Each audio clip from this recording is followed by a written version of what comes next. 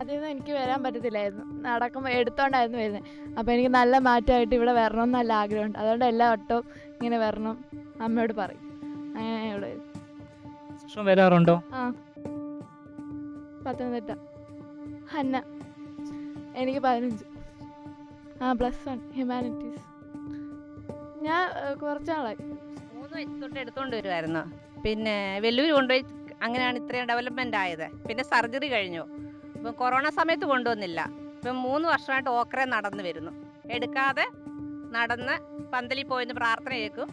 പ്രാർത്ഥന തീരാറാകുമ്പോൾ ഞങ്ങൾ തിരക്ക് കൂടുമല്ലോ, അന്നേരം ഇങ്ങ് പോരും. നന്ദിയോടെ ഞാൻ സ്തുതി പാടിടും എൻ്റെ യേശുനാഥ, എനിക്കായി നീ ചെയ്തൊരു നന്മയ്ക്കും ഇന്നു നന്ദി ചൊല്ലുന്നു ഞാൻ.